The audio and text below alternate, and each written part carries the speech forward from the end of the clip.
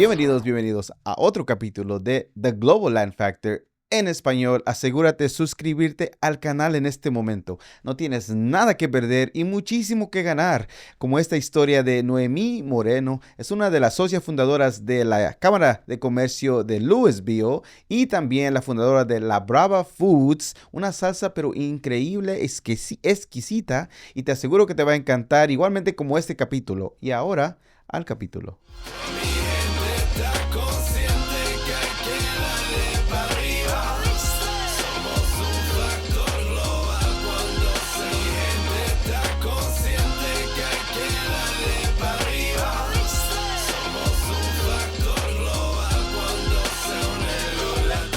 Noemí, hola, buenas tardes. Hola, Crispín, ¿cómo estás? Muy buenas tardes. Gracias por estar aquí. Un día, no sé si se acuerda, el día que nos conocimos, Misael tenía una conferencia entrando el año. Ahí estaba usted, dio una breve presentación y también conocí su producto. Sí. Y ese día compré dos, una de las medianas y otra de las picosas, y me duraron como 2-3 semanas y me los comí instantáneamente. Y ya había visto varias cosas que había publicado. Dije, oh, wow, necesitamos encontrarnos y conocer un poquito más de usted. ¿Ok? Muchas gracias por la Pero invitación. antes de que todo empiece esto, vamos a hacer un segmento que me gusta llamarle Preguntas al Chile. No es tan vulgar como se escucha, sino directo al grano. Si mexicanos saben qué quiere decir esto. Soy mexicana, yo Claro lo que entiendo. sí. De Michoacán, Morelia. Así es. ¿Tacos o tortas? Tacos ¿Tortillas de maíz, tortillas de harina? de maíz, ¿Gorditas o pupusas? gorditas, ¿Jarritos de qué sabor? de tamarindo, ¿Agua de horchata, jamaica o tamarindo? de tamarindo, ¿Salsa verde o salsa roja? salsa roja, De sus machas favoritas, de lo picoso, ¿cuál es su favorita? la spicy. La spicy, bien picoso. Ok, vamos a entrar en unos platillos típicos ahí de Michoacán, de Monterrey. ¿Carnitas michoacanas o churripo? No, las carnitas, por supuesto. Que estaba diciendo, teniendo un par que son muy famosas a Michoacán por eso, ¿verdad? Exactamente. Excelente. ¿Hay una técnica específicamente por qué salen tan ricas o ya Claro, tienen años? No, claro, por supuesto. Michoacán es mundialmente conocido por sus carnitas y hay una receta secreta para que sepan específicamente tan deliciosas. ¿Y es secreta de veras? ¿No nos puede decir? Bueno, un camarada, la técnica un poquito. Bueno, de entrada se tienen que preparar en un caso de cobre. Ok. En Michoacán se elaboran muchos utensilios de cocina de cobre. Cobre. Y ciertos ingredientes que se utilizan es, por ejemplo, cáscara de naranja. Increíblemente no lo vas a creer, pero Coca-Cola. Se le pone Coca-Cola. Lleva manteca de cerdo, por supuesto. Yo no las preparo, yo me las sé comer deliciosamente, sí, por supuesto, soy de Michoacán, pero sé que son de los ingredientes muy característicos de las carnitas. Okay. Pero igualmente me imagino que cada familia tiene sus cositas que le adaptan, le mueven, le ponen, le quitan. Sí. Ok, excelente. Sí. Mi mamá es de Quiroga y es uno de los pueblos típicos tradicionales donde hacen las mejores carnitas de Michoacán, en Quiroga. Wow, excelente. ¿Sopa tarasca o enchiladas potosinas? ¿Cuál? Morelense, por disculpe. supuesto, la sopa tarasca. ¿Churros o flan? Flan. Cuando va a celebrar algo, digamos, llevó el producto a un evento, se presentó a un lado, se vendió todo. ¿Le gusta bailar tierra caliente, grupera, ranchera o banda? Banda. Banda. Me encanta la excelente. banda. Qué chido. Cuando escucha la palabra latino, latina, ¿qué es lo primero que le llega a la mente? Tradición. Tradición. Ok. Se considera latina, yo sé que es mexicana, pero sí, le molesta que le digan latina, hispana o otro tipo de cosa, o mexicana prefiere. No me molesta, me siento orgullosa. Excelente, gracias. Ok, vamos a entrar un poquito de su historia. Como sabe, ya hice un poquito de matemática, estuve buscando. De Morelia, Correcto. Originalmente. Lléveme cuando era chiquita, creciendo. ¿Qué eran las memorias más hermosas que le llegan a la mente cuando estaba allá creciendo en Michoacán específicamente? Ok. Bueno, yo nací en la Ciudad de México, en realidad, pero mis padres son de Michoacán. Y realmente mi hermano y yo nacimos en la Ciudad de México por cuestiones de trabajo de mi papá. Pero inmediatamente nos movimos a Michoacán, porque de ahí son mis padres, los dos son de Michoacán, y prácticamente toda nuestra vida crecimos en Michoacán. Entonces, cuando a mí me preguntan ¿de dónde eres? Yo me considero de Michoacán, aunque mi acta de nacimiento diga que nací en la Ciudad de México. Claro, claro. Y bueno, esas son mis raíces, esa es mi cultura. Crecí gran parte de mi vida en México, eso fue así, pero mi papá murió cuando yo tenía 7 años. Soy huérfana desde los 7 años, mi hermano quedó a los 4 y mi mamá quedó viuda muy joven. Mi mamá tenía 33 años cuando mi papá murió. Ella, por decisión propia, decidió no volverse a casar, así que sacó a sus 2 hijos adelante. Y eso fue en el año 83. Ujú. En ese año se hablaba aquí en los Estados Unidos de que iba a venir una amnistía. Nosotros ya teníamos familia aquí en Estados Unidos y por esa razón fue que la hermana mayor de mi mamá le decía a mi mamá, hey, vente para vivir acá, tú que acabas de enviudar, para que tus hijos y tú tengan una mejor oportunidad de vida. Pero mi mamá no hablaba inglés, mi papá, como murió en un accidente automovilístico, realmente mi mamá le dio miedo Ujú. no saber si hacerlo o no. Así que le dijo, mira, mete los papeles para nosotros, si no los dan sin estar en Estados Unidos, eran de nuestros, si no, no pasa nada. Y entró en nuestro proceso migratorio como cualquier persona sin estar en este país, un trámite normal. Fueron 10 años de espera, estando nosotros en México. Y la amnistía entró en el 85, de hecho, tardaron 2 años. Y 10 años después, cuando yo tenía ya 17 años, fíjate, exactamente como mi mamá lo pensó, si nos toca, era para nosotros, si no nos toca, no era para nosotros. Está bien. Teniendo yo 17 años, nos llega una carta de migración a México, porque esa fue la dirección que se puso, estando nosotros en México, en la casa de mis abuelos, y nos llega la aprobación. Entonces, a partir de ahí hicimos todo nuestro proceso migratorio, se nos aprobó la residencia legal y fue ahí donde tomamos la decisión de venirnos a vivir a Estados Unidos. Y bueno, de ahí empieza nuestro proceso. Ya es cuando, ya estando ya más grandes, se toma la decisión de venirnos para acá. Entonces, todavía estábamos estudiando, íbamos y veníamos, porque tú sabes que ya teniendo la residencia, por las exigencias de una residencia en este país, no te permite estar más de 6 meses fuera dentro de este país. Claro.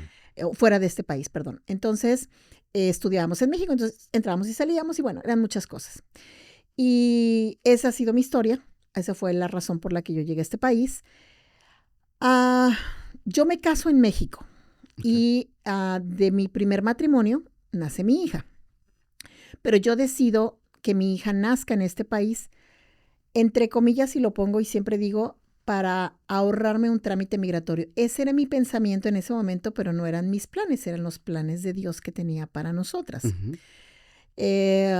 Yo en ese momento yo creía que mi vida la iba a continuar en México, porque mi esposo era mexicano y yo no estaba muy segura si yo permanecía aquí o me quedaba en México.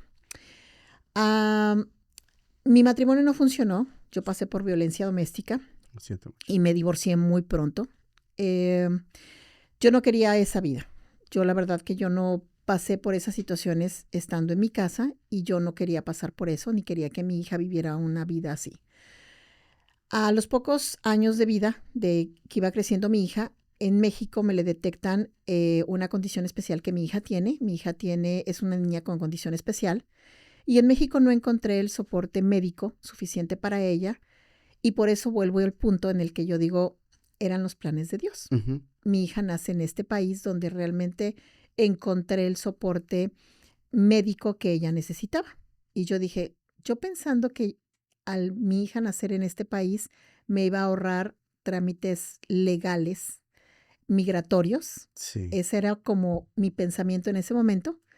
Pues no, realmente no era ese el objetivo. O sea, yo por eso lo digo ahora, yo digo, Dios tenía algo más grande para ella, porque realmente a través de eso, el que ella naciera aquí, era para que ella realmente, yo lo veo ahora, digo, en un futuro ella pudiera tener esa oportunidad médicamente hablando de que pudiera salir adelante. Ahora lo veo así. Bueno, esa es la razón por la que decido moverme permanentemente a este país, por mi hija. Y ese fue mi gran paso. pero no lo hice hasta que no me despedí de mi papá. ¿Y por qué digo me despedí de mi papá? Y tú vas a decir, pues que no habías quedado huérfana a los 7 años. Bueno, el papá de mi papá, mi abuelo, él se convirtió en mi padre de crianza. Cuando mi papá fallece, mi abuelo toma el papel de mi papá y él continuó mi crianza, mi abuelito, y para mí fue mi figura paterna. Por lo tanto, yo crecí bajo esa figura paterna y mi abuelito a sus 105 años, ya en esa etapa, él enferma y sus últimos meses de vida yo no quise dejarlo solo. Todo se fue acomodando. Son como pasos que Dios da. Y tuve la oportunidad, ya dejé el trabajo que en ese momento tenía en México, acomodé todo para era el paso en el momento en el que yo había decidido venirme a Estados Unidos, pero yo todavía ese lazo emocional con mi padre, mi abuelo, era lo último que a mí me detenía, porque en realidad, en el caso de mi mamá, pues yo decía, mi mamá va y viene a Estados Unidos. Claro. Entonces, pero mi abuelo no. Entonces, mi abuelito todavía me detenía. Y cuando mi abuelo ya se pone un poco más grave de salud, él no quería separarse de mí, ni yo tampoco de él, obviamente.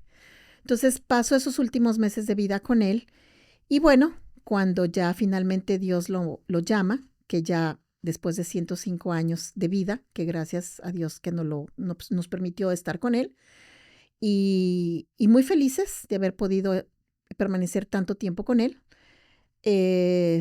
pasó y después de que ya falleció y lo hicimos todo el proceso, fue cuando yo cerré todos mis ciclos en México, dejé todo listo allá y emprendo mi nueva vida aquí, permanentemente, ya, que dije, ok, entonces ahora comenzamos 100% mi vida en Estados Unidos para dedicarme a mi hija, a lo que tenga que ver con sus cuestiones médicas. Yo en México había desarrollado una vida siempre en la industria, o sea, había tenido la oportunidad de terminar una licenciatura en administración de empresas, hice una maestría, siempre me dediqué a la vida corporativa. Pero cuando llegué a este país colgué todos mis títulos, porque llegué con una hija y no tenía el tiempo de revalidar estudios, tenía que sacarla adelante y sobre todo tenía que enfocarme en su salud. Entonces tenía que volver a empezar. Claro. Y no me importó. La verdad es que no me importó porque para mí lo más importante era ella. Vamos a pasar un segundo porque varios profesionales de México, de Latinoamérica, vienen aquí y realmente no procesan qué es lo que pasa cuando tienes una profesión corporativa, buen dinero y ahora tienes que empezar desde cero para poder llevar a tu familia adelante. ¿Qué se siente literalmente tener que empezar desde abajo? Porque varios lugares, me acuerdo que fuiste a una agencia de trabajo, la entrevista, hiciste excelente trabajo, pero desafortunadamente el inglés no estaba bien todavía. Así es. Y no te dieron la oportunidad porque te vieron algo en ti, especialmente tu presentación. No entiendo cómo uno no puede ir bien presentable para la entrevista, pero hiciste un trabajo excelente que te dieron una oportunidad, ¿verdad? Pero antes de eso, dime, ¿cómo te sentiste llegando desde cero y luego empezar a crecer desde abajo, digamos, para poder establecerse como estás ahorita? Yo venía con una mentalidad súper abierta. Yo lo primero que yo pensé, yo dije, para mí lo más importante es mi hija. Y si yo tengo que empezar limpiando baños, lo voy a hacer. Pero obviamente, moralmente, profesionalmente, Crispín, es un shock.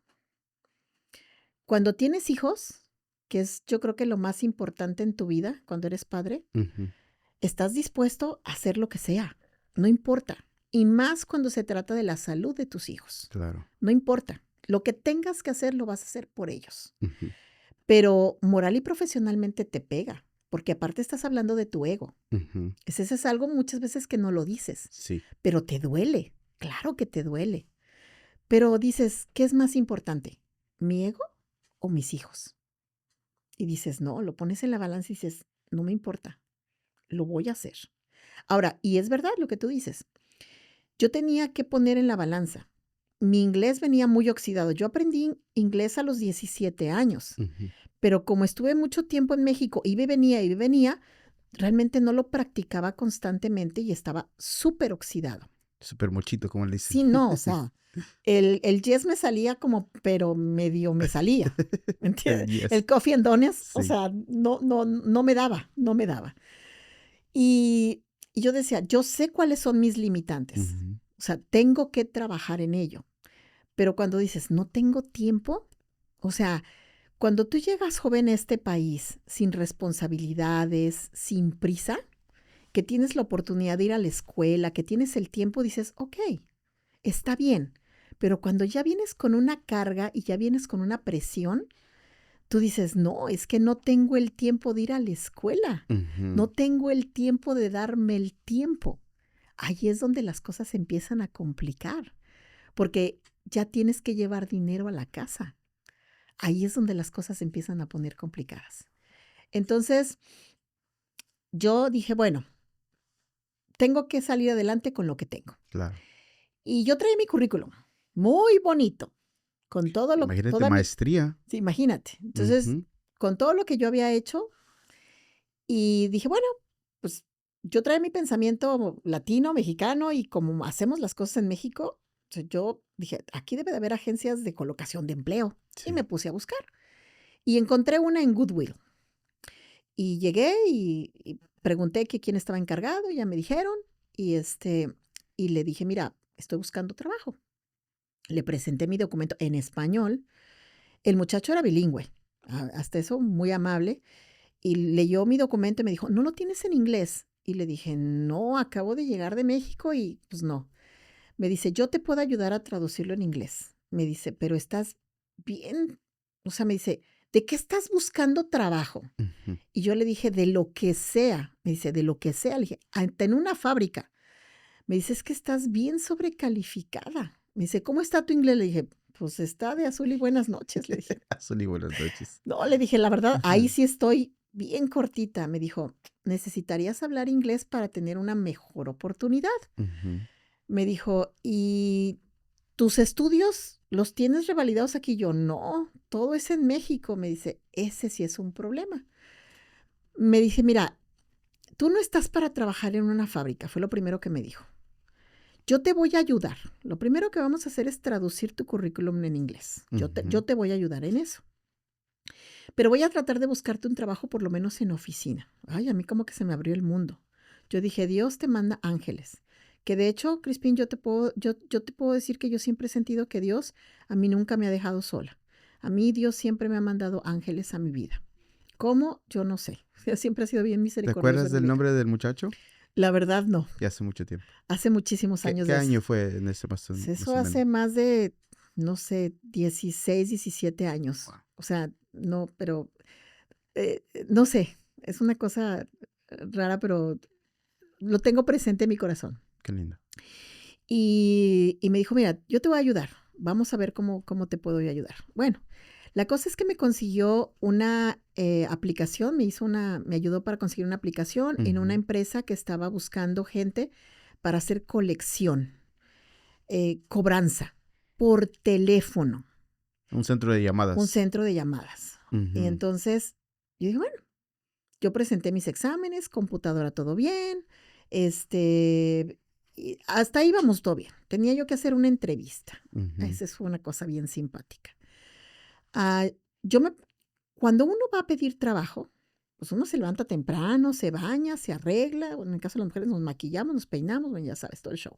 Y yo me presenté temprano, a tiempo, no sé qué. Y cuando me tocó mi entrevista, yo me paré en la puerta de ahí, de donde yo me tenía que presentar. Y cuando yo me he parado en la puerta de la persona que me iba a presentar, que me iba a entrevistar, ella estaba escribiendo algo en su escritorio y de repente voltea la mirada, me ve y agacha la mirada y vuelve a levantar la mirada. Y se me queda viendo y me dice, ¿Noemí Moreno? Yo, sí, soy yo. Y me dice, pásale.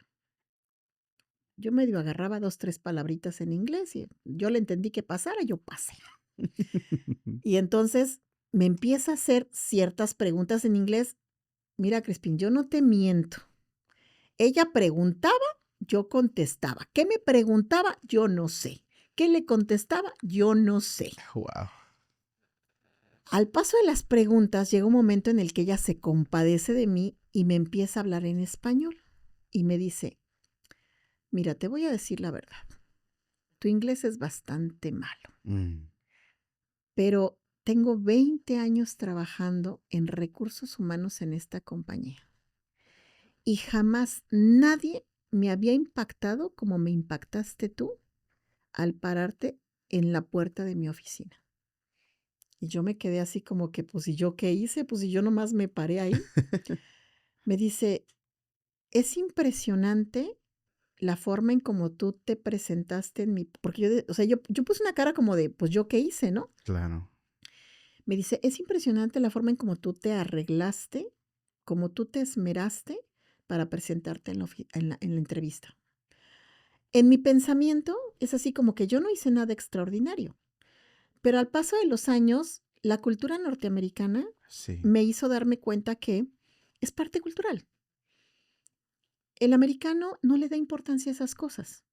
Aquí tú te vas en short, en sandalias, a una reunión y no pasa nada. Para un latino, tú te tienes que vestir, arreglar, Bien ponerte tus... pipiris nice. Claro, Ujú. porque tú le tienes que dar la importancia al lugar al que vas. Es, es darle, no por ti, por respeto al lugar y a la persona a la que vas a visitar. Ujú. ¿Me entiendes? Sí. O sea, eso es parte de nuestra cultura. Yo lo veo así, porque al menos a mí así me educaron en mi casa. Entonces, yo jamás en la vida hubiera visualizado irme a pedir trabajo ni en sandalias ni en short.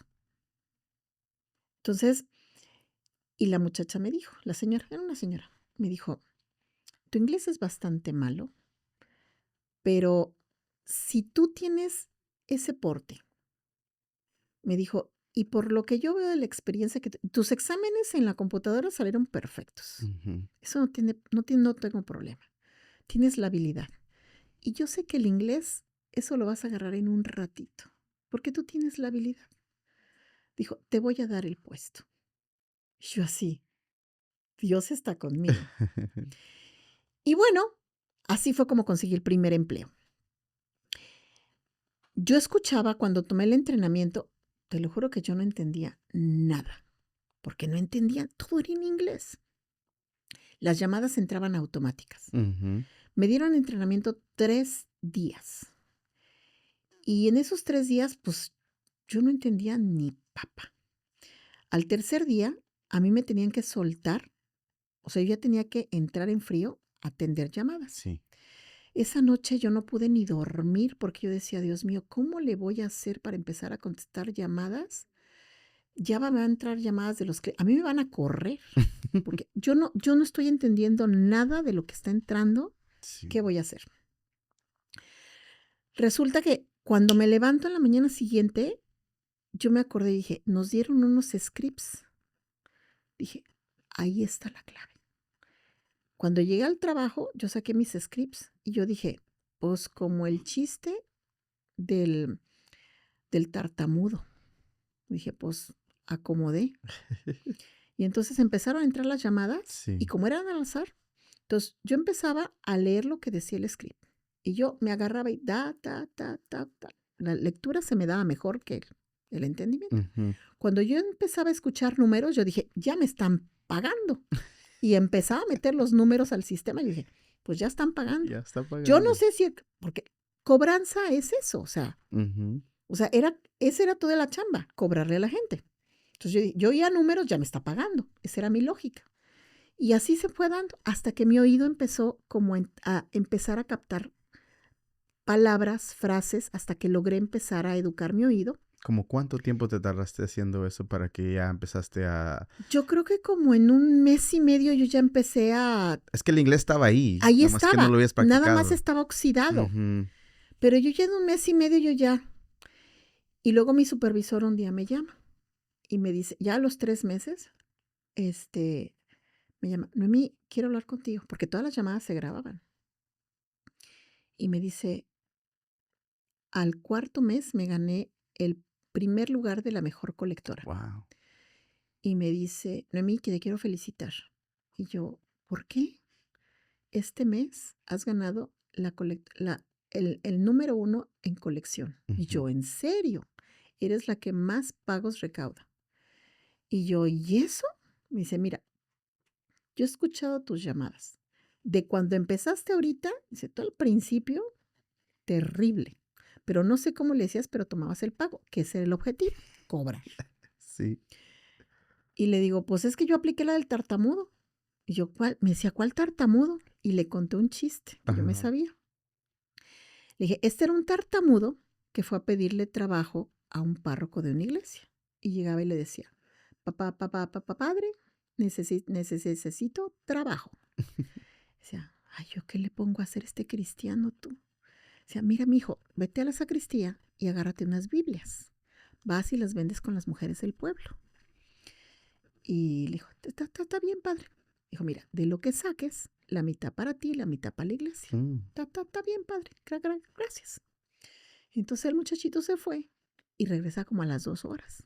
Papá, padre, ya, acabé. Y el padre decía, ¿cómo le hizo para vender? A ver, ven. ¿Cómo le hiciste para vender tan rápido las Biblias? Fácil. Yo llegaba y tocaba. Y le decía, vendo Biblias. Me la compra o se la leo. Imagínate, Crispina. No, pues, de volado. Yo creo que yo así estaba con el que les cobraba. O sea, me oían leerles eso y yo decía, no, si no le pago a esta, me va a seguir leyendo lo que... Mejor ahí. No, o sea, por más que me alegaban, yo creo, del cobro, lo que sea, yo no paraba de hablar. Sí. Decía, no, o sea, con esta no puedo alegar, mejor le pago. ¿No? Sí, cierto. Y así, efectivo. Y efectivo, sí. Decían, como quiera, yo debo el bill, tengo que pagarlo. Entonces mejor empezaban a pagar. Ok. Vamos a retroceder un poquito. Nomás quiero saber si algo dentro de su niñez estaba viendo lo que ya era ser un emprendedor, negocios. Una vez más, lo siento mucho la pérdida de su papá. Yo sé que tiene mucho tiempo igualmente que su papá. A mi papá, a mi abuelo también le decía papá. Y a mi mamá, a mi abuelita también le decía mamá. Igualmente que mi mamá y mi papá en este momento, pero también les decía igual. No sé si es algo mexicano de nosotros, pero dentro de su niñez, de los 7 para adelante, ¿había un tipo de emprendimiento, gente que veía que dentro de la familia que hacía negocios o no necesariamente? No. Nadie. Mi mamá, mira, mi abuela era maestra de cocina. Por ahí viene también algo interesante. Ella enseñó a mi mamá y a sus hijas todo lo que es el arte de la cocina. Pero mi mamá, ella me decía, la cocina es un lugar peligroso para ti. Tú quítate de aquí. ¿Pero qué vio específicamente que le dijo decir eso? Ahí voy. Ella me decía, tú tienes que estudiar y sacar una carrera para que tú tengas la oportunidad de salir adelante. ¿Por qué? Mi mamá nunca pudo terminar una carrera y al quedar viuda tan joven y tener que sacar 2 hijos adelante, mi mamá tuvo que hacer un poco de todo. Mi mamá fue una mujer emprendedora, pero lo que yo puedo reconocer de mi madre es que ha sido la mejor y más... Yo no te puedo dar la expresión correcta. Mi mamá es una mujer extremadamente administradora. Mi mamá es como Jesucristo. O sea, ella multiplica los panes. Wow. O sea, es una mujer que de una cosa hace, no sé, es mágico lo que hace mi mamá. Mi mamá, ella siempre se organizó para, sin tener que pagarle a alguien extra para que nos cuidara, ella siempre vio por nosotros, nunca nos dejó al cuidado de nadie. Porque aparte, ella decía, yo no le voy a pagar a nadie para que cuide a mis hijos. Ella trabajaba en el tiempo en el que mi hermano y yo íbamos a la escuela. Mi mamá hacía granola, hacía galletas, vendía ropa. Wow. Pero lo hacía en el tiempo en el que mi hermano y yo estábamos en la escuela. Nunca tuvo un trabajo de oficina o de hacer algo. Y te repito, no nos dejaba al cuidado de nadie. Ella siempre estuvo al pendiente de nosotros. Cuando mi papá murió, como él murió en un accidente automovilístico, murió intestado. En aquel entonces... ¿Qué quiere decir intestado? Disculpe. Que no había un testamento. Ok. Y lo único que teníamos en ese momento era una casa que mi papá acababa de comprar, y de hecho se estaba pagando. Pero en aquel entonces había un seguro que, como mi papá era el único dueño de la casa, mi papá estaba pagando un seguro que en el caso de que a él algo le pasara, la casa quedaba pagada, que de eso ya hoy en día no existe. La casa quedaba pagada y la beneficiaria era mi mamá. Era como seguro de vida, pero para cubrir la hipoteca. Para cubrir la hipoteca. Entonces, mi mamá, esa fue una de las razones por las que no se quiso venir a Estados Unidos, porque mi mamá dijo, si yo me voy a Estados Unidos, igual y no peleo lo poco que haya quedado aquí, y me quedo como el perro de las dos tortas, ni lo de aquí ni lo de allá. Entonces dijo, yo prefiero quedarme aquí en México y ver qué es lo que yo puedo rescatar de lo que haya dejado Carlos, así se llamaba mi papá, y si lo de Estados Unidos es para nosotros, pues es para nosotros, si no, pues no es. Entonces, gracias a esa visión que tuvo mi mamá, pues bueno, mi mamá pudo pelear lo de la casa, pudo pelear que por medio del trabajo de mi papá le dieran una pensión a mi mamá, que tú sabes que las pensiones del Seguro Social son una porquería, perdón por la expresión, pero no, pues, sí. O sea, es una nada. Claro. Pero lo que más le interesaba a mi mamá de esa pensión del Seguro Social era la parte médica, porque en ese caso a mi mamá le daban pensión, o sea, le daban asistencia médica a ella de por vida, y a mi hermano y a mí nos daban asistencia médica hasta los 18 años, que eso era algo que a mi mamá le interesaba muchísimo. Imagínate, la parte de la salud. Claro. Aunque fuera en el Seguro Social no importaba, pero que fuera asistencia médica, porque la parte médica siempre ha sido muy costosa en cualquier parte del mundo. O sea, siempre ha sido un tema importante. Claro. Entonces, mi mamá siempre fue muy previsora en ese sentido. Entonces, pudo arreglar lo de la pensión. Y aparte, bueno, aparte de que darle lo de la cobertura médica, peleó la pensión del Seguro Social, y quedó lo de la casa. Entonces, quedando pagada la casa, mi mamá lo que hace es vender esa casa, porque en ese momento nosotros vivíamos en Querétaro.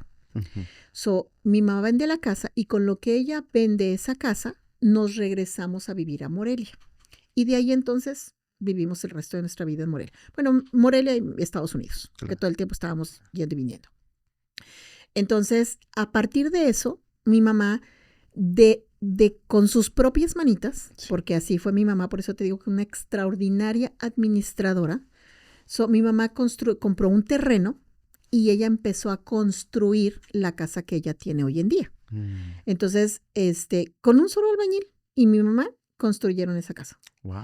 Y mi mamá fue muy visionaria en el sentido de que el terreno lo compró grande, para en la parte de atrás de la casa hacer una pensión de autos, en la parte de enfrente ponerle unos locales comerciales, o sea, ella pensando siempre a futuro sacarle provecho a la casa, de tal manera que, o sea, poderle sacar dinero para la misma manutención, para hacer negocio. O sea, mi mamá siempre fue como, yo creo que de ahí viene. Contestando tu pregunta. Sí, ¿es estudiada a ella o de dónde lo aprendió ella? No, mi mamá se quedó en el segundo año de la Facultad de Contaduría, porque ahí fue donde se casa con mi papá y ya deja de estudiar. Mi papá sí terminó una ingeniería. Mi papá era ingeniero industrial. Oh, wow. Y mi mamá se quedó en el segundo año de la Facultad de Contador Público. Entonces, ya no terminó la escuela. Y el pensamiento de mi mamá cuando mi papá muere era, ustedes, mi herencia, ella siempre nos lo dijo toda la vida, a mi hermano y a mí, mi herencia para ustedes es la escuela. O sea, mi objetivo es que ustedes vayan a la escuela, saquen una carrera y de eso tengan para vivir el resto de su vida. Yo no les voy a dejar dinero, no les voy a dejar nada. Mi trabajo con ustedes es darles educación para que ustedes se mantengan el resto de su vida.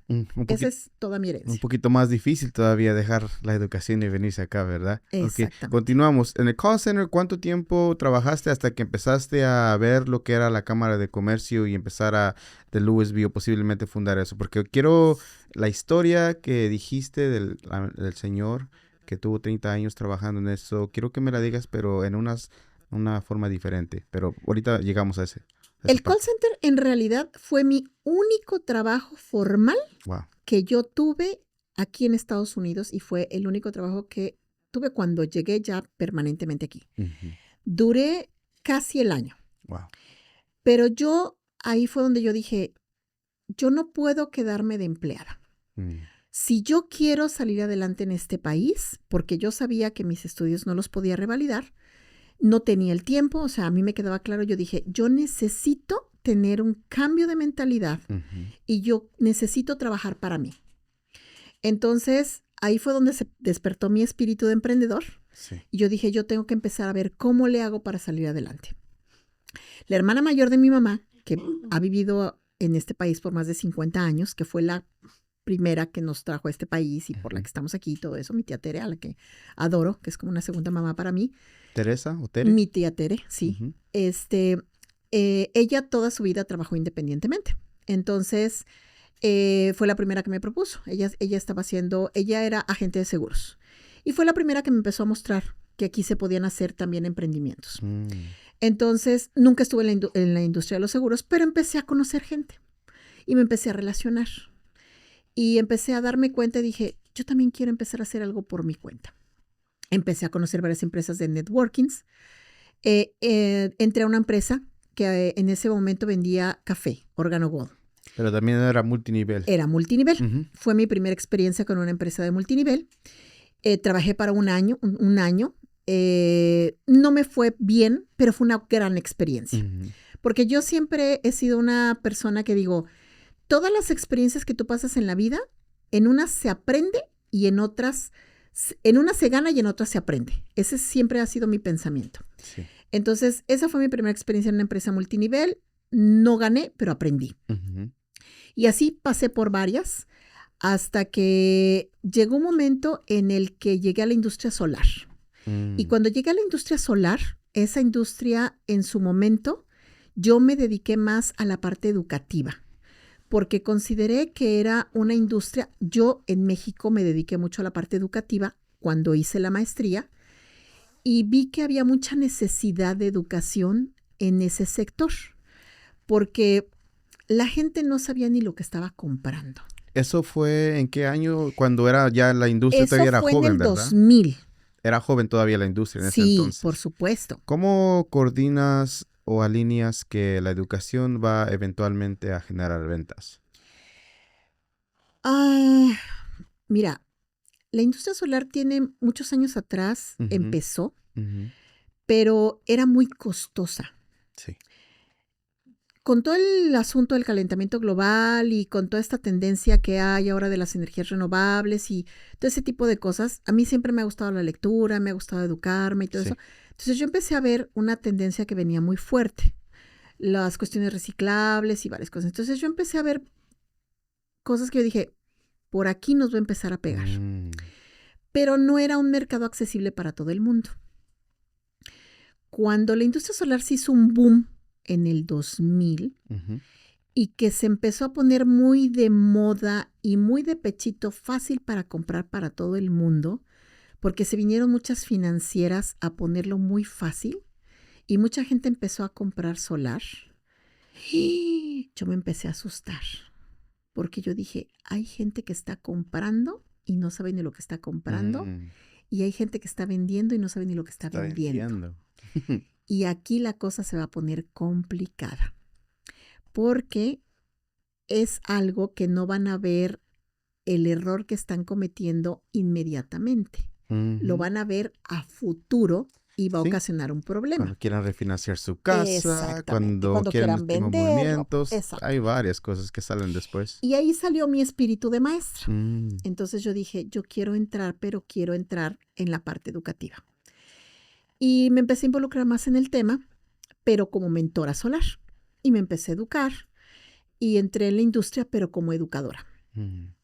Obtuve la certificación como mentora solar y me puse a dar cursos. De hecho, tengo un canal en YouTube. Oh, wow. Y donde he subido muchísimas clases, donde me dediqué fuertemente en la industria, sobre todo a la parte de educar al cliente y educar a los consultores solares, hacer mucha conciencia de que era muy importante ser ético.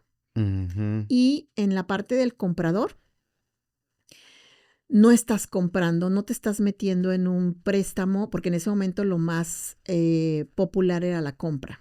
Ahorita ya la industria se ha cambiado y ahorita hay más protección al comprador, porque ahorita hay renta y eso es mucho mejor porque hay menos riesgo para el comprador.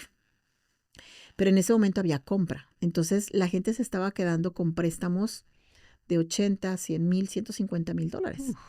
Entonces yo le decía a la gente, tú no estás comprando unos tenis Nike en Amazon. Estás comprando una deuda de 150 mil dólares. Sí. Estás poniéndole un lien a tu casa. O sea, no sabes ni lo que estás haciendo. No estás leyendo las letras chiquitas del contrato. A mí me llegaron a hablar gente de muchas partes, de muchos estados de la Unión Americana pidiéndome ayuda, pero ya cuando habían metido todas las patas al lodo.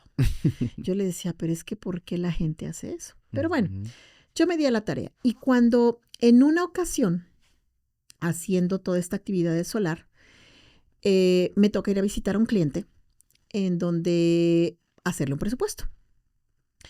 Un mexicano, un paisano, que tenía un consumo de luz de más de $1,000 mensuales de luz. ¡Ay!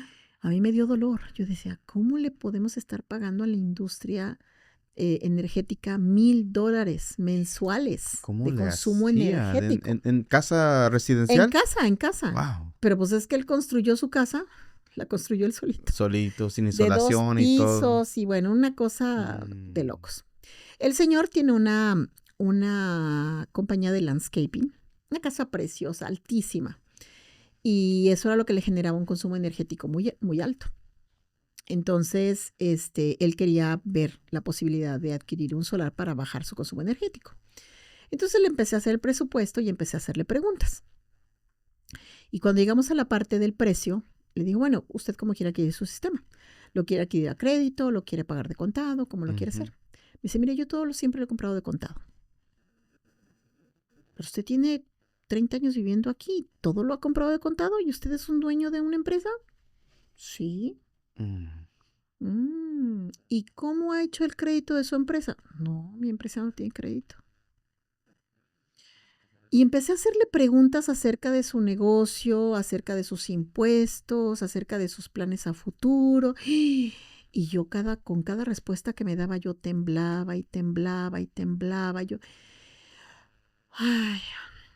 Y el señor me decía que él quería ya vender su empresa, que ya estaba cansado, que ya había terminado de educar a sus hijos, que él ya se quería regresar a México con lo que había hecho. Pero nunca había pagado sus impuestos correctamente. Su empresa no estaba bien constituida, por todo lo que él me había dicho. Vamos por esa parte porque quiero que lo expliques exactamente porque a veces se mira como, si no sabes, se te mira complicadamente hacerlo correctamente, pero a veces no es tan difícil si lo pones simplemente como debe de ser. Sí. Ahora, vamos específicamente los errores que el señor hizo y qué deberías de hacerlo correctamente, desde cómo deberías de hacer estructurar la compañía, por qué deberías de pagar impuestos y quién te puede ayudar con eso o qué más, hasta prepararte para venderla y retirarte si gustas y ya tienes algo que puedas ver, ya existe, digamos, y puedes venderlo. Mira, el señor no tenía, su compañía estaba... Estaba constituida como una DBA. DBA solamente. Nunca la registró como una LLC ante el Estado. Nunca.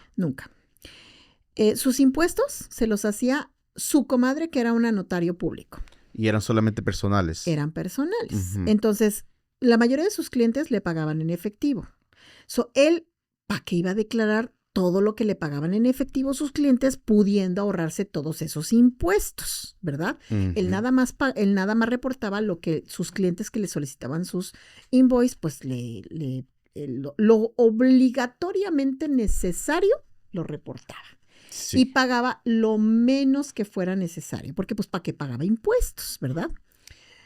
Entonces, obviamente, pues su compañía todo el tiempo estaba casi even, o sea, casi no pagaba impuestos. Cuando yo le pregunté, le dije, ¿en cuánto cree usted que está valuada su empresa? O sea, a grandes ojos, la casa en la que él vivía... Le iba bien. O sea, esa casa yo creo que mínimo valía unos $3 millones. Wow. Su empresa, él me decía, pues mi empresa debe estar valiendo unos $5 millones. Sí, le dije, pero ¿y en base a qué? No, pues es que mire la maquinaria, mi lista de clientes, o sea, todo lo que yo hago al año. Le dije, sí, pero ¿dónde dice lo que usted hace al año? Sí. No, pero es que, o sea, yo lo hago, sí, pero ¿dónde dice? En este país, le dije, perdóneme lo que le voy a decir, pero aquí papelito habla. Y el papelito que habla son el pago de sus impuestos. Por eso es tan importante pagar impuestos. Porque si tú no declaras lo que tú haces anualmente, o sea, vámonos en palabras claras. Tu empresa vale lo que factura. Eso es lo que vale tu empresa. Por eso tenemos que declarar lo que hacemos, porque eso es lo que vale tu compañía. Si alguien viene y te quiere comprar tu empresa, o sea, es la única manera que tú le tienes, perdón, es la única manera que tú le puedes comprobar a alguien. Tenemos agüita, sí. ¿Cuánto vale tu empresa? Porque es lo que factura. Sí, porque literalmente, o sea, eso va también combinado con la importancia del LLC. No solamente la protección, pero te separa. Estás como creando un ser. Exacto. Separado a ti, que tiene todos los perfiles de la ganancia y todo lo demás. Son obligaciones fiscales. Lo que puedes deducir, lo que no puedes deducir. O sea, son muchas cuestiones. Es tu protección como empresario. Entonces el señor, yo nada más veía que se le subían, se le bajaban los colores. Yo le dije, mire, a mí no me crea. Yo no soy contadora, yo no soy auditor de la IRS, a mí no me crea. Pero yo que usted iba con un profesional, no con su comadre, que es una notario público, que, perdón, y no quiero ser grosera. No es tan prestigioso como aquí a México que aquí. Un notario público en nuestro país es un abogado. Sí. No cualquiera es un notario público. Yo soy notario aquí. Aquí en Estados Unidos, un notario público es una persona que solamente puede validar un documento. O sea, es alguien que hizo un curso, que puede decir, ok, la persona que me presenta esta identificación es el mismo que yo estoy viendo aquí y yo certifico. Sí. A ese nivel llega el poder de un notario público aquí en Estados Unidos. Pero como venimos de México o de un país de Latinoamérica y no nos educamos y creemos que todo como funciona en nuestro país funciona aquí, no. Ahí es donde empezamos a cometer los errores. Sí. Hay un dicho en nuestro país, Crispín, que dice, al país que fueres, haz lo que vieres. Nuestra obligación como migrantes, y se oye fuerte, pero es verdad. Sí. Nuestra obligación como migrantes es, si nosotros venimos a vivir este país, es educarnos de cómo se vive en este país. Claro. Esa es nuestra responsabilidad. Mira, yo lo veo de esta manera. Tú pudiste haber nacido pobre, en una familia sin recursos, muchos hermanos, mucha pobreza. Eso fueron las circunstancias en las que te tocó nacer. No pasa nada. Cualquiera nos pudo haber tocado. Claro. Pero morir ignorante y pobre es tu decisión. Sí. Esa es una elección que tú puedes tomar. Porque ya el que tú decidas quedarte así, eso ya depende de ti. O sea, eso puede cambiar. Entonces, si tú ya diste, mira, los migrantes, yo digo, somos los mejores emprendedores del mundo.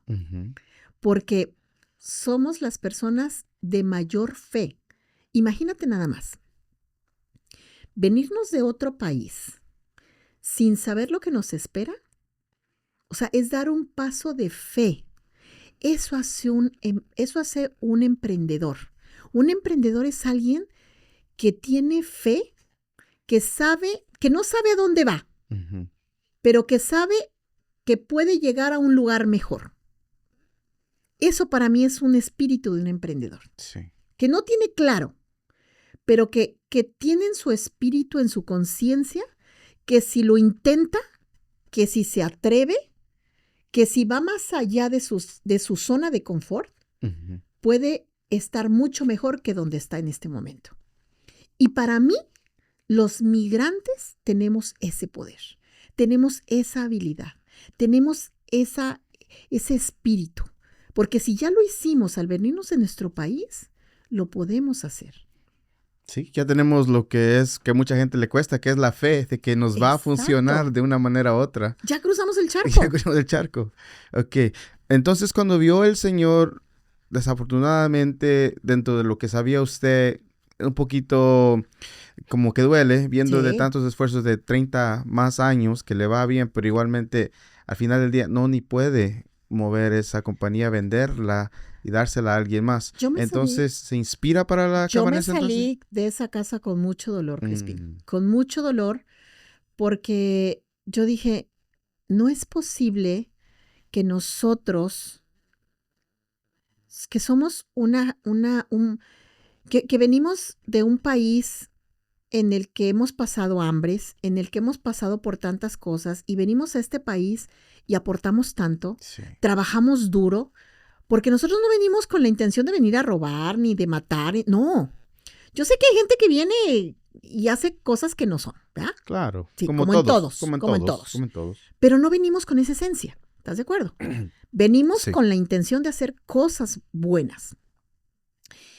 Y yo digo, no es justo que vengamos y trabajemos tantos años como burros, literalmente a veces decimos, ¿verdad? Y no estemos haciendo las cosas bien. Algo está fallando. Entonces yo en mi infinita misericordia yo dije, Señor, dame la luz y dime cómo puedo yo ayudar a mi comunidad. Yo me salí con dolor de esa casa y yo le dije, Dios mío, dime qué puedo yo hacer. Y al poco tiempo se me presentó la oportunidad y hablando con amistades, me surgió la idea y me hicieron la propuesta y yo dije, ahí es. Dijeron, Noemí, ¿por qué no fundas una cámara de comercio? Y yo, ¿qué es eso? Una cámara de comercio en México o en un país latinoamericano, una cámara de comercio es algo más con tintes políticos. Es algo más de grilla. Y yo dije, no, eso a mí no me interesa. Pero una vez más, no de allá. Pero no acá, el de allá, el de aquí. Y cuando me puse a investigar que era una cámara de comercio aquí en los Estados Unidos, me voy dando cuenta que es un organismo que promueve y ayuda mucho a los empresarios. Entonces dije, por ahí sí le vamos a pegar. Eso sí me interesa, porque ahí sí voy a poder ayudar a mi comunidad. Me voy dando cuenta que existen varias cámaras de comercio hispanas que están fundadas de hace muchos años, pero que no promueven la educación en español. ¿Y por qué no la promueven? Porque volvemos al punto. El empresario latino no tiene esa mentalidad de educarse. Fueron fundadas hace muchos años y no ha habido esa conciencia de que tienes que educarte. Tienes que esforzarte por esa milla extra. No basta el trabajo duro como burro todos los días de sol a sol y estar en tu negocio abriendo y cerrando y trabajando duramente, arduamente de sol a sol. No, tienes que trabajar con la cabeza también. Eso tiene que ser la gran diferencia. ¿Y qué ha beneficiado, Crispin? En los últimos años ha habido una ola, por llamarlo de alguna manera, de migrantes de países centroamericanos como Venezuela, como Colombia, en donde el nivel de educación es más alto que México. Sí. Y eso ha venido a empujar muchísimo el que ahora se han puesto mucho más negocios por latinos. Y está bien, porque nos han puesto el ejemplo a los mexicanos. Sí. Y nos están diciendo, no te tienes que quedar en la construcción, no te tienes que quedar en la jardinería, puedes hacer otras cosas. O puedes ser el dueño. O puedes ser el dueño de la empresa, pero tienes que echarle más coco, tienes que educarte, vuelvo al punto. Entonces, eso ha sido muy bueno. Todo lo que pasa en la vida suma. Claro. Yo siempre lo recalco así. Entonces, estas migraciones que han venido han sido positivas porque nos han permitido culturalizar estos conceptos. Uh-huh. Y bueno, yo dije, empecé a investigar y me di cuenta que no era tan fácil poner una cámara de comercio.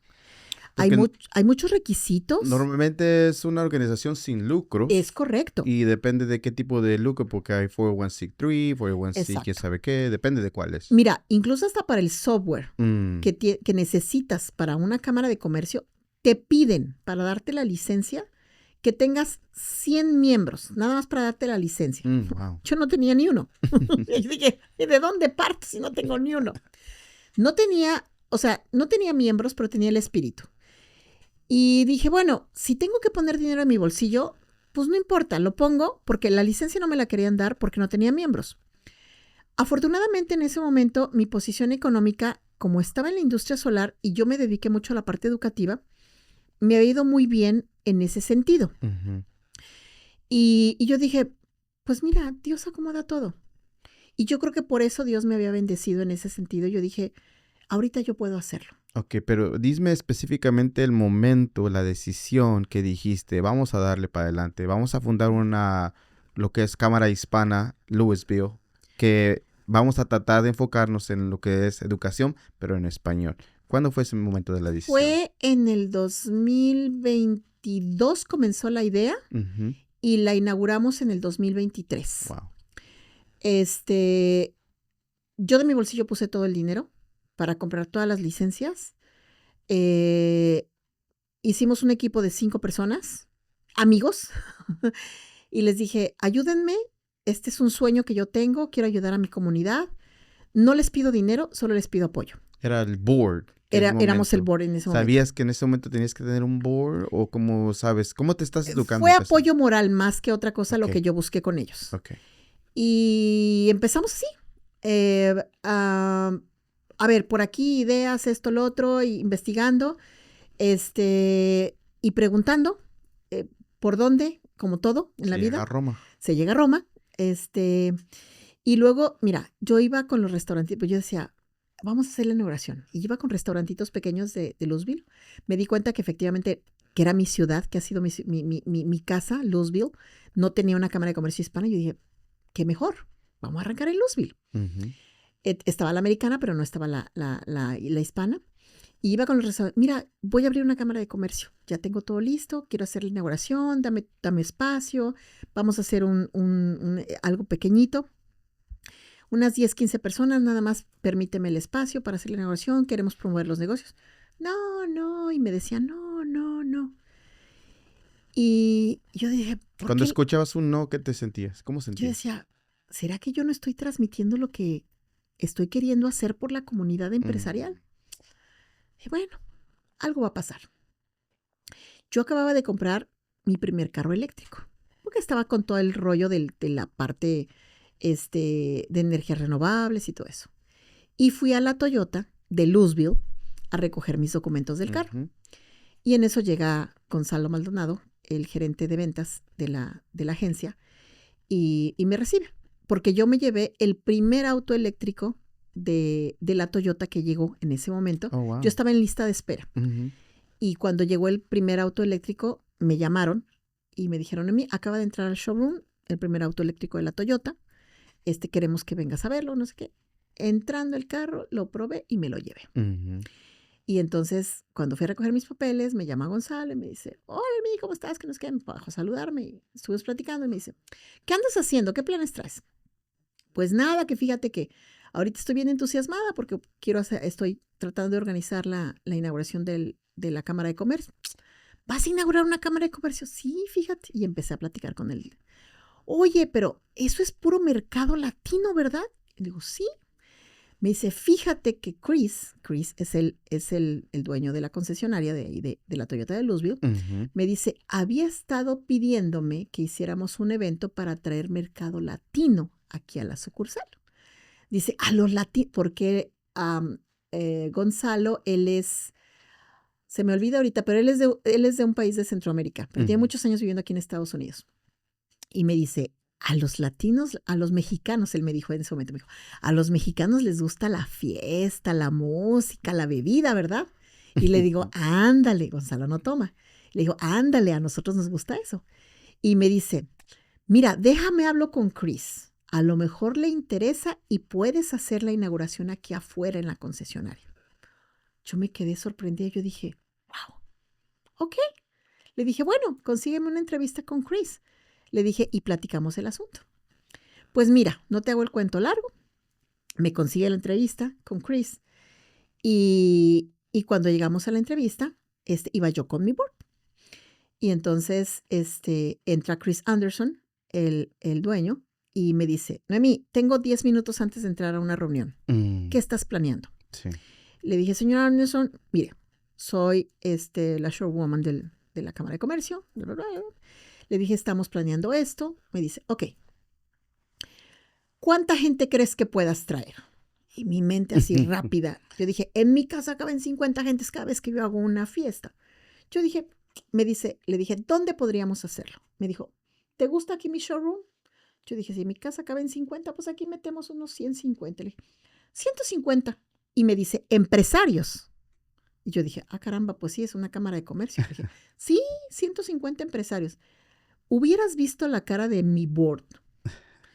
Se me quedaron viendo como, tú estás loca, ¿verdad, Noemí? Y yo, sí, 150 empresarios.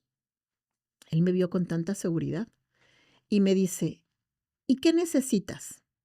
Y le dije, pues a mí me gustaría, ¿usted qué opina? Música, bebida, comida, una decoración bien linda. Listo, me dijo. ¿Cuántos miembros tienes hasta ahorita? Le dije, los 5 miembros del board y yo, wow, afiliados. Me dijo, bueno, mira, yo te voy a enseñar algo. Fue lo primero que me dijo. En esta vida, los negocios tienen que ser ganar, ganar. Haz algo. Tú consigues los presupuestos de todo lo que tú necesitas para hacer el evento aquí en el showroom.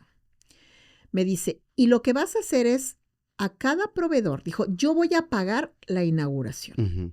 Yo me quedé así, ¿qué?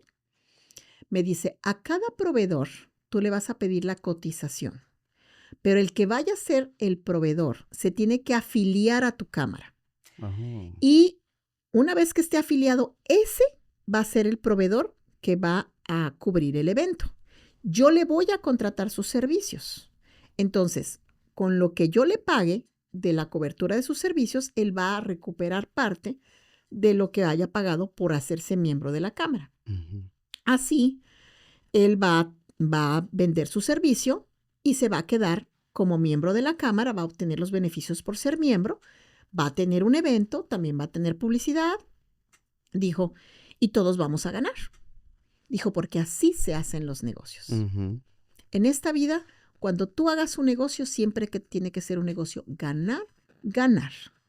Dijo, a mí me interesa hacer esto porque en Louisville, mi mercado, dijo, es americano. Sí. Y a mí me interesa que el mercado hispano sepa que Toyota de Louisville existe. Yo no tengo mercado hispano, pero me interesa que me traigas esos 150 empresarios latinos y sepan que yo existo. Y que llegan 180. Y llegaron 180, Crispin. Wow. Yo, para esto, esa reunión fue un 8, me dijo, ¿cuándo lo hacemos? Esa reunión fue un 8 de mayo, la inauguración fue un 8 de junio. Yo duré un mes desayunando, comiendo y cenando, mandando invitaciones. Por teléfono, por correo electrónico, en persona, iba a todos los eventos que me invitaban, repartiendo invitaciones de la inauguración de la cámara. Entonces estás a punto de cumplir 3 años, van a cumplir 3 años. Vamos por el cuarto año. Wow. Ok, vamos a hablar, dentro de ya estando en la cámara, pues un poquito de inspiración, de ver tantos empresarios haciendo diferentes cosas, y te llega tu bebé. Uh-huh. En este instante, que es la Brava Foods, Macha, porque tu hermano te decía que normalmente eres buena para las salsas. Y empieza esto que es 9 meses de creación y luego ya llega algo que tienes en este momento. Así es. Así que cuéntame si alguien Para mí yo ya la probé, ya había dicho en el inicio. Me encantó, me voy a llevar 3. Le había dicho que me trajera 3 porque me voy a llevar 3 de las más picosas. Pero empezar a hacer tú ahora, ya tienes técnicamente una empresaria con la cámara, porque literalmente también es un negocio que se hace lucros de cómo funciona, pero ahora empiezas esta, ¿verdad? ¿Por qué la gente es algo que deben de probar? Ok, déjame te cuento cómo surge la Brava Foods. ¿Te acuerdas que en un principio yo te dije que mi mamá me decía que la cocina era un lugar peligroso para mí? Bueno, yo no aprendí a cocinar por mi mamá. Tú te desestresas haciendo con tortillas. Yo me desestreso haciendo tortillas. Pero no cocinando. ¿Pero la salsa? Ok, la salsa, mi hermano, como bien dices tú, siempre que hace fiestas, yo le decía, ¿qué llevo? Y él siempre me decía, tú eres buena para hacer salsas. Tú tráete el piquito de gallo, la salsa, lo que sea. Y eso es algo que en mi mente se quedaba. Con la Cámara de Comercio, yo he tomado muchas clases. Obviamente, pues es parte del irme entrenando. Sí. Y he hecho muchos negocios. Me estoy acercando a mis 50 años y yo dije, yo tengo que poner un negocio para mi retiro, pero algo que esté relacionado con mi pasión. Y mi pasión es la cocina. Y entonces todo se te va alineando. Entonces yo dije, la cocina, las salsas, por ahí le voy a pegar. Empecé a hacer un search y vi que la salsa macha era una de las salsas que menos se comercializaban como receta auténtica mexicana. Wow. Entonces yo dije, si voy a hacer una salsa macha, tiene que ser una receta única y que realmente la gente esté dispuesta a pagar por ella porque no la puede hacer. O sea, tiene que ser algo diferente. Porque si va a ser una receta como cualquiera, donde va a agarrar chile de árbol, cacahuate, lo va a freír y lo va a moler, eso no tiene chiste. Una salsa tradicional, salsa macha cualquiera, no. Tiene que ser algo especial. Tiene que ser algo único. Tiene que ser algo diferente. O sea, si tú le vas a vender algo a alguien, es porque la gente tiene que estar dispuesto a pagarlo porque no lo puede hacer o porque no lo quiere hacer. Eso es algo que he aprendido. La gente paga por 2 cosas. Por algo que no quiere o no puede hacer. Es simple. Entonces, este bebé que tú ves aquí, a mí me tomó 9 meses llegar a esta receta. Y son 9 meses literal como un bebé. Yo estuve, como hoy en día, el algoritmo te escucha, yo estuve haciendo un search por internet de muchísimas recetas de salsa macha de toda la República Mexicana. Y estuve viendo de está esto. Y estuve haciendo muchísimas combinaciones. Combinaciones de todo tipo de chiles secos, porque la salsa macha lleva chiles secos. Hasta que encontré la combinación que a mi parecer me pareció la ideal. Y le diste mérito al punto porque te digo, para mí me encanta. Los ingredientes son muy específicos, aceite de aguacate. Así es. Lo que tiene específicamente es artesanal. Exactamente. Y ya llega lo que es lo que llega ya el gourmet. Exactamente. Específicamente porque los ingredientes son seleccionados con mucha intención y específicamente. Esta salsa tiene esas características. Son 5 diferentes chiles, lleva 4 semillas. Wow. Todos sus ingredientes son orgánicos, son libres de gluten y está elaborada con aceite de aguacate. La consistencia que tiene es una consistencia como tipo mole. Para los que somos mexicanos, y cuando tú ves la consistencia de la salsa, tú dices, esto parece como un molito, como un mole. Sí. La forma en como yo la elaboro le da un toque, un sabor ahumado, que tú ya lo has probado. Tiene un sabor ahumadito, que aquí a los tejanos es algo que les fascina. Smoky flavor, les Smoky encanta. Flavor, exactamente. Entonces, es algo también diferente a lo que es un toquecito diferente que le da mi salsa macha, que no tiene la salsa macha tradicional, ese smoky flavor. Y bueno, otra cosa también que ha venido a caracterizar esta salsa es que la tenemos en 4 niveles de picor, que no cambia su receta porque contiene los mismos 5 chiles.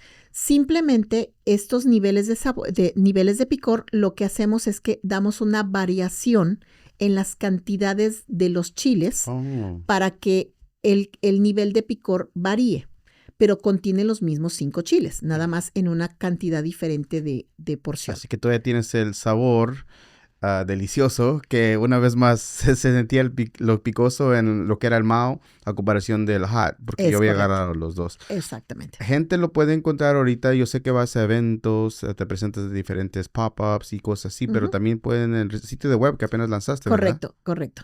Y ahorita hemos estado así como que batallando mucho porque estamos haciendo muchas mejoras en nuestro sitio web, pero tenemos página web que es www.labravafoods.com. Tenemos todas nuestras redes sociales que son exactamente igual, La Brava Foods. Estamos en Instagram, estamos en Facebook, estamos en TikTok y ya tenemos gente que nos las está comprando en línea. Wow. Tenemos un chat en vivo por medio de WhatsApp. Ahorita nuestras redes sociales están funcionando mucho mejor en cuestión de comunicación porque en nuestra página web, como estamos haciendo venta en línea, cada rato, o sea, la bajamos, la subimos, hacemos modificaciones porque estamos trabajando esa parte. Hemos enviado pedidos hasta Nueva York. Oh, wow. Entonces estamos trabajando muchas mejoras para nuestros clientes.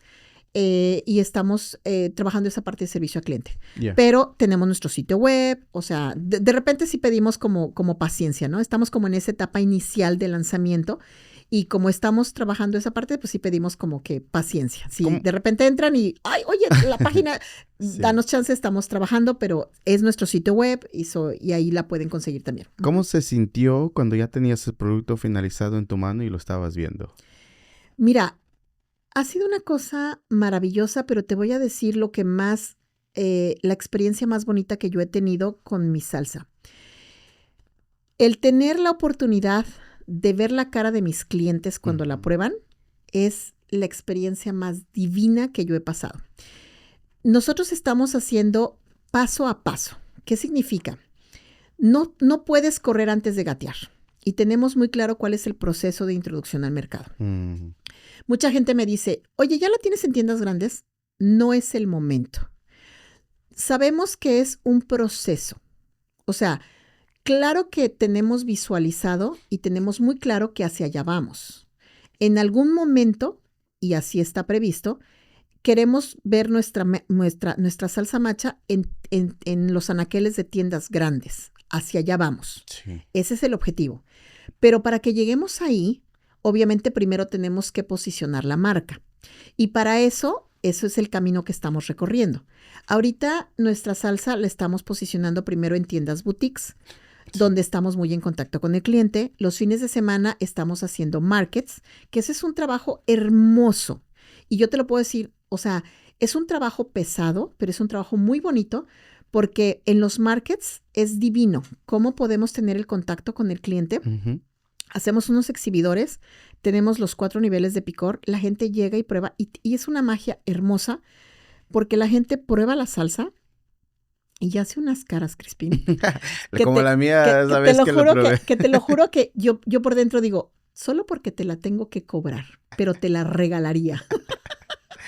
Y también, o sea, exactamente, tienes la idea, saberse conocer, tener eso, y luego igualmente saber cómo ejecutar, hacer tantas órdenes eventualmente cuando lleguen a estar en tiendas que te soliciten tener este tipo de producto. O sea, si te llegan una orden de 1000 y no puedes ni hacer 5, pues todo eso va las cosas que tienes que hacer y preparar para llegar a ese punto, ¿verdad? Sí, por eso tenemos que ir paso a paso. O sea, es un pasito a la vez. Y vuelvo al punto, estamos muy claros en nuestro proceso de crecimiento. O sea, no podemos correr antes de gatear. Okay. Es un paso a la vez, es un paso a la vez.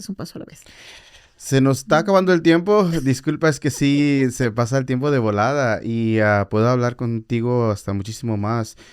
Pero una vez más, para la gente, puede visitar el sitio de web, encontrar la salsa ahí. Todas las redes sociales también lo pueden encontrar. Y cuando ellos prueben por primera vez, ¿qué quieres tú que se imaginen dentro de su mente cuando la están probando? Mira, nuestro eslogan tiene mucho que ver con la Brava Foods. La salsa macha es la tradición mexicana, es directamente en la mesa moderna americana. O sea, es traer nuestra tradición mexicana a una mesa moderna americana. Sí. Eso es lo que queremos. Queremos traer nuestras raíces a la modernidad americana. Queremos que conozcan nuestras tradiciones. Sí. Estaba viendo al respecto del aceite porque yo no estaba no tenía mucho conocimiento de la marca matcha, porque cuando yo pienso matcha, pienso en el té. En el té verde. Pero existe dentro de fusión asiática con el aceite. Igualmente los mexicanos son muy buenos para innovar cosas y salió lo que es esto que está aquí. Y es increíble que pusiste hacer este tipo de fusión. Mira, ¿dónde está la camarita? Mira, esta cosita es, pero súper buenísima. Voy a llevar 3 hoy el día de hoy, pero se la recomiendo y no porque la tengo aquí, o sea, no promuevo marcas que yo mismo las pruebe. Y una cosa, la gente me dice, ¿con qué la puedo comer? Con todo. Con todo. Con todo se puede comer. Y es lo que estaba haciendo. ¿Sabes qué estaba haciendo porque yo soy más vegano que otra cosa. Y en los platillos que los tenía...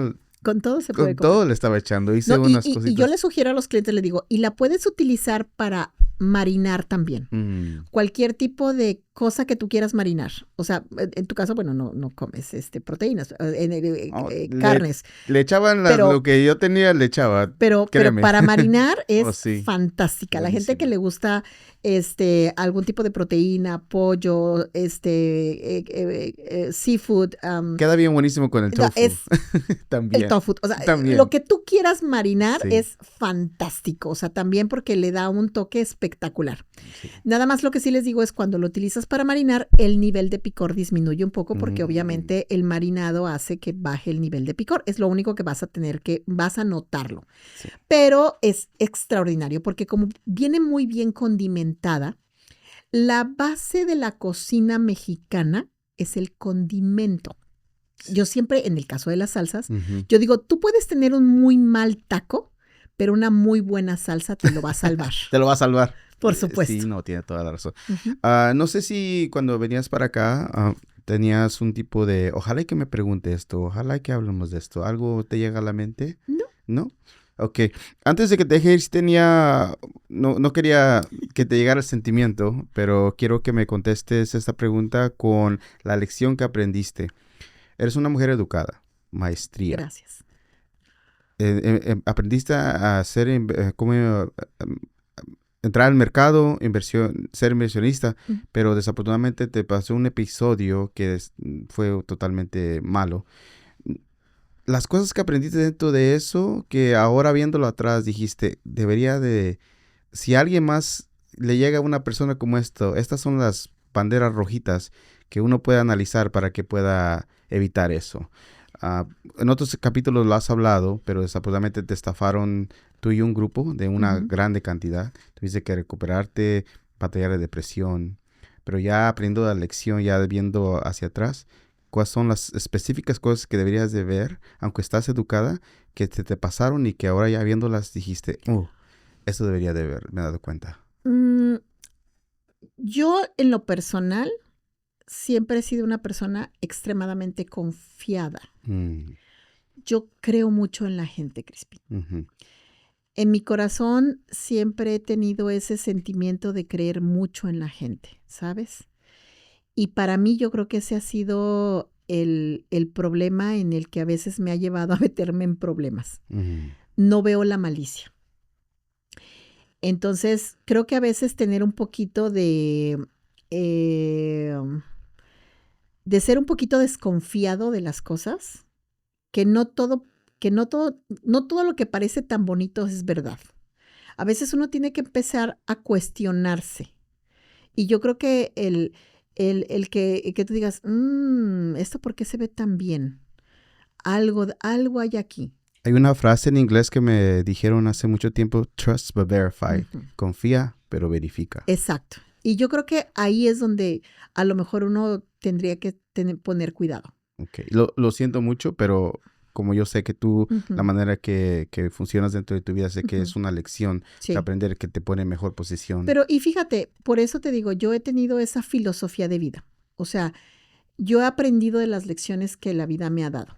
Y yo he tomado esa filosofía de vida. En la vida, ¿se gana o se aprende? Sí. Porque yo he tomado esa actitud ante la vida y yo digo, yo no me regodeo del dolor.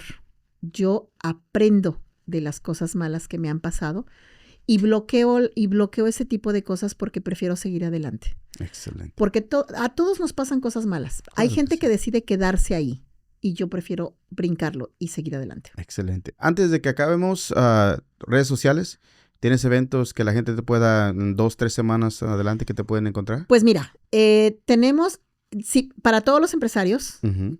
por parte de la Cámara de Comercio, nos pueden encontrar en todas las redes sociales. Estamos en Facebook, estamos en Instagram y tenemos nuestra página de la Cámara de Comercio, es Cámara de Comercio Hispana de Louisville. En español. En español, ahí nos pueden encontrar, por supuesto. Mi página personal, porque esa es una non-profit, ¿ok? Uh-huh. Ahí estamos para ayudar a todos los empresarios.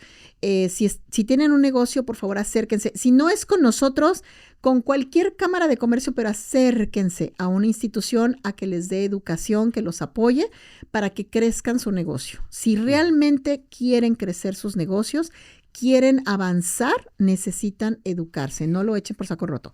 En el caso de la Brava Foods, igualmente estamos en todas las redes sociales como la Brava Foods, Facebook, Instagram, TikTok, también estamos como la Brava Foods y tenemos nuestro website www.labravafoods.com. Excelente. Y para ambos casos, la Cámara de Comercio y mi negocio personal, mi número de teléfono es el 214-264-6556.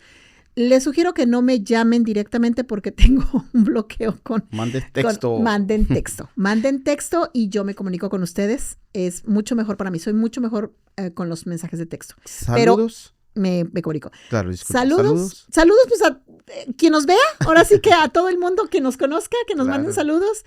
La verdad es que conozco mucha gente. Yo cada vez, a todos los lugares a los que voy, me encuentro siempre algún conocido. Les digo, cada vez Dallas se me hace más chiquito. Qué chido. ¿Qué es una lección muy importante que aprendiste haciendo el negocio de la Brava que le dirías al joven tuyo que podría ayudar a alguien más para poder acelerar el proceso de crecimiento de tu producto? No esperes los tiempos a que sean perfectos. Lánzate. A nadar se aprende tragando agua. ¿Cuál es el dicho favorito tú de tu vida? Porque usas dichos o refranes. ¿Cuál es el favorito tuyo? Mi dicho favorito es... Híjole, es que como digo tantos, la verdad es que un favorito no tengo como tal, pero just do it. Vámonos. Okay. Yo siempre soy así. Vámonos. Normalmente digo una frase en mi vida, en mi día, mi semana. No soy inmortal, soy mortal y un día voy a morir. No para espantarme, para asustarme, sino es realidades de la vida, ¿verdad? Con eso te deseo una larga y próspera vida. Cuando todo se acabe, ¿qué tú quieres que diga y piense la gente de tu vida? Ay... Fíjate que me levanto todos los días y lo primero que hago es que le doy gracias a Dios por un día más. Y mi día a día me preocupo por tratar de impactar la vida de alguien. Si lo logro, yo ya hice mi día. Siempre me he enfocado en servir a los demás. Para mí, la vida tiene propósito y tiene sentido cuando tú logras ayudar a alguien más. Y yo creo que a eso venimos a este mundo, a servir. ¿Crees que ayudar a impactar a alguien en su vida es tu llamado dentro de la vida? Definitivamente. Porque yo siempre me he sentido una persona muy bendecida, porque nunca me he sentido sola. Yo te lo he manifestado varias veces en esta entrevista. Yo siento que Dios siempre ha puesto gente en mi camino, que han sido ángeles que nunca me han dejado sola. Ha sido la forma en cómo Dios se ha manifestado en mi vida. Y yo creo que no es, lo mínimo que yo puedo hacer es ayudar, sí, a dar algo de lo mucho que yo he recibido. Entonces, es mi manera de contribuir. Te felicito por el producto, por ver la importancia de una cámara de comercio. Yo también soy parte de la Cámara de Comercio de Fort Worth, hispana. Soy uno de los embajadores de ellos y yo sé la importancia, lo aprendí hace como 2 años. Y aunque este también es un emprendimiento al respecto del podcast, me encanta que hay gente, que cámaras de comercio como tú, la de Fort Worth y todas, que hay lugares y que gente no conoce que están ahí, porque no tienen la cultura, la sabiduría de saber qué es eso específicamente y qué te pueden ayudar. O sea, estamos hablando de que si no sabes que tienes... ¿Cuánto te puede dar una certificación? Latina OWN o cosas así. O cómo empezar a hacer bid para el city. O sea, el señor que tenía la compañía, desafortunadamente, quisiera o que no quisiera, no podía agarrar un contrato de la ciudad porque no tiene los documentos necesarios. porque no está preparado para eso, ¿verdad? Mi abuelo decía que a veces valía más tener amigos y conocidos que tener dinero en la cuenta del banco. Sí. Y créeme que cuando tú estás en el círculo, en una cámara de comercio, y te mueves con empresarios, conoces gente, conectas, haces relaciones empresariales, híjole, la vida te cambia, ¿eh? Mis mejores socios, de hecho, mis socios actuales de la Brava Foods, los conocí en networkings. Uh-huh. Es impresionante las cosas que tú puedes avanzar, crecer, ampliar cuando tú te relacionas con la gente correcta. Sí, y es como estás cortando la trayectoria que te puede costar mucho más largo tiempo para atravesar con gente. Una vez más te lo agradezco muchísimo, felicidades, mucho éxito. Me voy a llevar 3 para la casa porque están deliciosas. Y sin duda, Noemí Moreno, es un factor global latino. Muchísimas gracias por estar aquí el día de hoy. Gracias, Crispín, gracias por la invitación. Este fue otro capítulo de The Global Line Factor en español. Asegúrate de suscribirte al canal en este momento, no tienes nada que perder y muchísimo que ganar, como esas historias tan hermosas que tenemos para ti de empresarios y gente en la comunidad haciendo la diferencia. Y igualmente recuerdo que estamos igual que tú, somos humanos, somos la especie de esta cazuela que es la vida. Hasta la próxima. Paz.